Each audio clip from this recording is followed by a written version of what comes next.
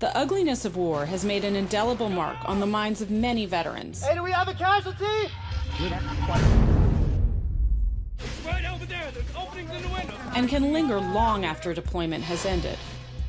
Post-traumatic stress disorder, or PTSD, was first diagnosed in 1980, but has been suffered by warriors as long as there's been war. We had battle fatigue and shell shock from other wars, but clearly it appears the underlying cause of those conditions were the same as the underlying causes of what we call post-traumatic stress and traumatic brain injury today. And yet we know so little about what is really at the cellular level, at the physiologic level within the body, what's causing them.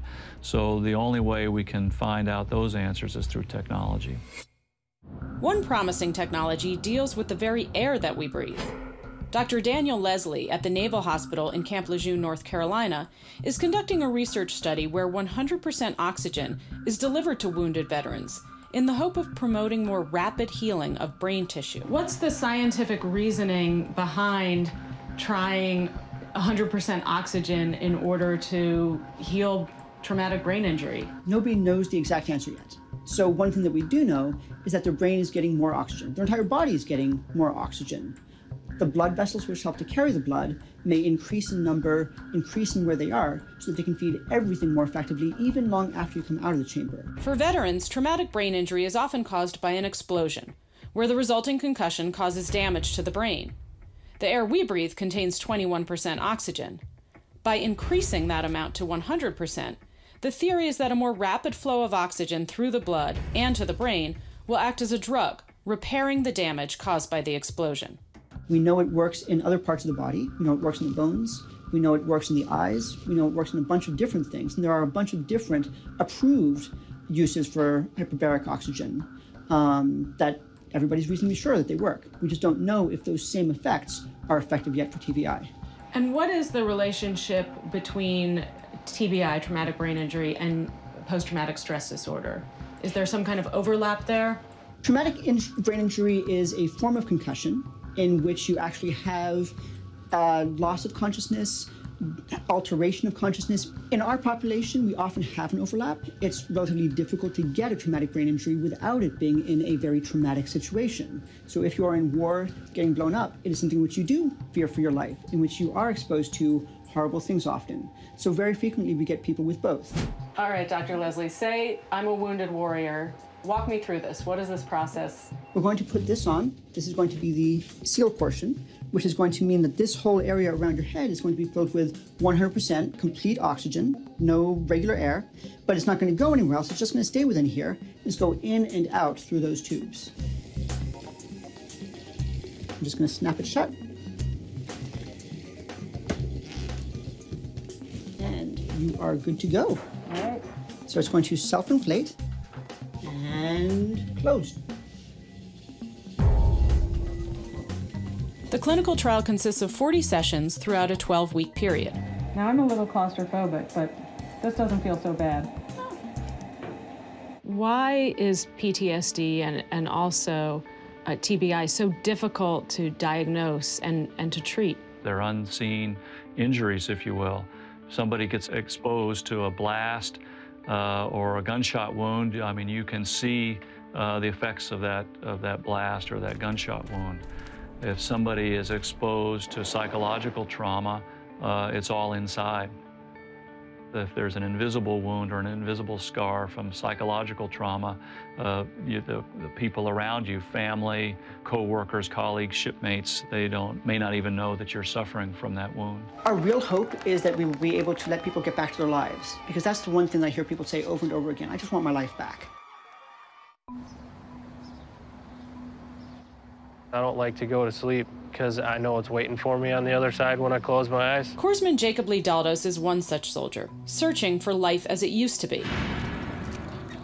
Daldos suffered a traumatic brain injury while on a training mission in Uganda when an artillery shell exploded nearby. It was one of those things where I can deal with it now and I can play through the pain, so to speak, and then I can get treatment for it later. I think we just hit an IED. Copy. And I just kind of pushed it off until we got back into the States, and then after that I went and found out exactly everything that was going on, and it was quite a list. So What was going on? I had memory problems, short-term, long-term, anger, irritability. I would get really angry and go outside and just kind of separate myself from everybody. And Were you ever given a specific diagnosis like TBI or PTSD? they gave me both of those, yes, TBI and PTSD. You see it, like you see the diagnosis happen in front of you. It affects everything. It affects your sleep, it affects your family, it affects you as a person. It took about 3 months of really hard fighting on my part to realize that I'm not going to get back to full duty and that I'm not going to be the way that I was before I deployed and before my injury. And that's something that you kind of have to come to grips with yourself. I worry about our staff, actually, because they're very passionate about what they do.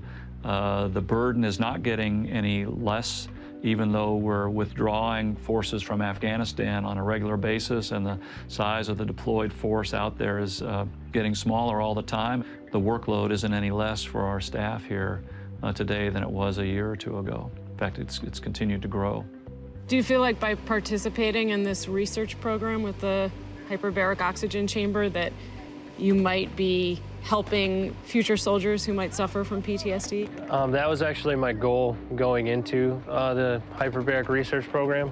I know there's no definitive care that they can give me or some magic solution to the problem, but my main focus was that I don't care if it helps me or not, but I'm hoping that this research will help my brothers down the line so that they can have a better shot at living a normal life.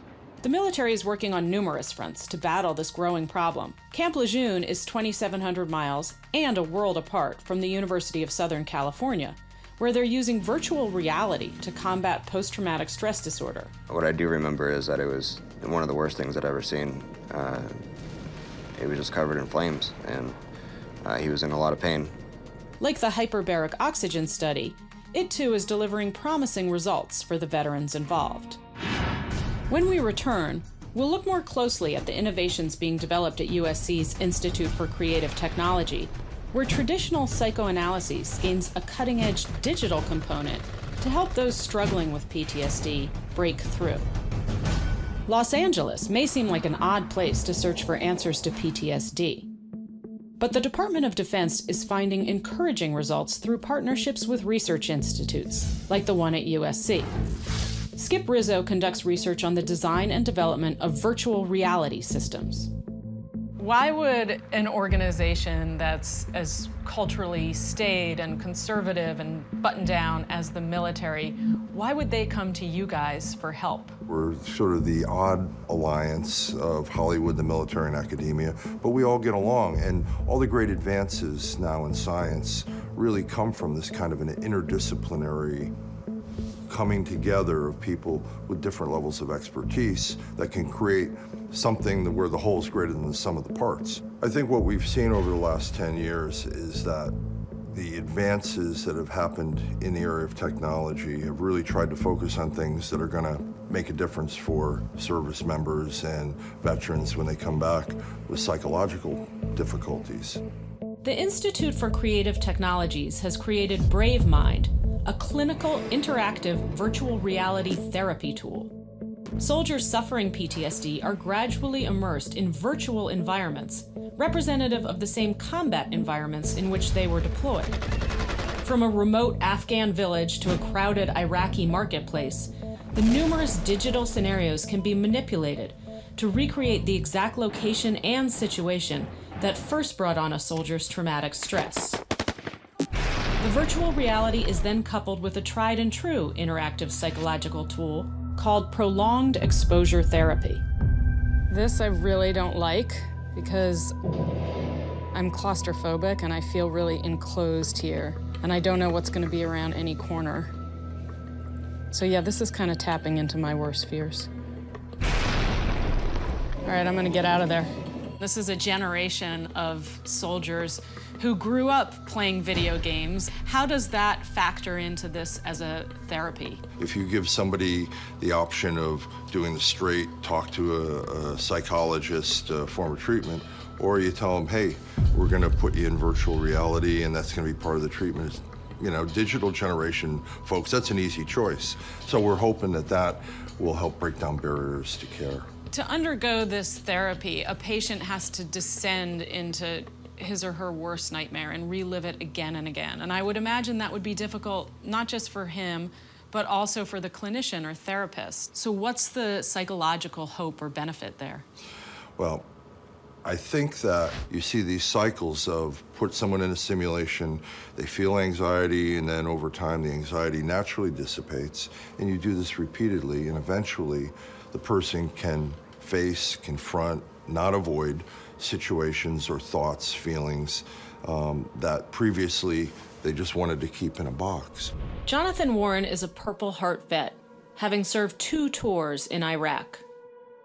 What was your first reaction to revisiting the horror through the virtual reality prolonged exposure therapy? I was terrified. I mean, really, it was scary to go and confront the thing that I've been avoiding so much, and in a way that was going to stimulate my vision and my sounds and my feeling. Like, it was full immersion, and I just felt so bad that I couldn't keep living like that. I was willing to be miserable and to be sad and to experience more pain to get through it and to get to the other side. I'm in Iraq. It's in the afternoon, and I'm on a no-name route. I'm driving through the city. I see that the women and children are all heading back into the house. So what happened at that point? As soon as I turn right, we get hit by an IED. At this moment, I woke up and just surrounded by flames. I just took a deep breath and it just singed my lungs, and I thought I was trapped to die. I felt my mortality. I was confronted with death, and it really flipped my world upside down. I learned how to shut down my emotions and kind of just isolated myself emotionally. And my face was peeling off, and my lips were blistering, and this is when I saw Scotty getting out of the vehicle. My heart just dropped. With all the guys that I served with, it's a very, very close bond. With Scotty, he was like my little kid brother, and we were really close. He was doused in diesel fuel, and he was just in a lot of pain and scared, and I just thought he was dying right there. You didn't have any resources at the time?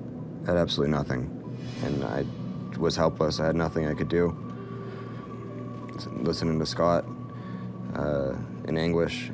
Has this virtual reality treatment helped you in terms of coping with the PTSD? I knew I wasn't going to be all of a sudden, boom, cured and fixed, but I knew that I was being given the tools to help me in my day-to-day life to kind of evaluate what my anxiety was all about. What was the specific horror that you couldn't confront or that you couldn't revisit? I was having a lot of guilt over the way I handled the situation when Scott was on fire. I was confronted with the question of, well, what could you have done differently? Do you think you're Superman? Do you think you can just put diesel fuel out with some dirt in your hands? And that kind of made me confront the fact that I really did everything that I could, and there's nothing to be disappointed about my own actions and what I did. What we find is that by helping a patient to confront and process difficult emotional memories rather than avoiding them is the key to getting over PTSD. Only on Al Jazeera America. A team of scientists are taking their inspiration from nature. Technology, it's a vital part of who we are. They had some dynamic fire behavior. And what we do. Transcranial direct stimulation. Don't try this at home. TechKnow's team of experts show you how the miracles of science. This is my selfie. What can you tell me about my future? Can affect and surprise us. Sharks like affection. Catch new episodes of TechKnow on Al Jazeera America. Check your local listings or visit aljazeera.com.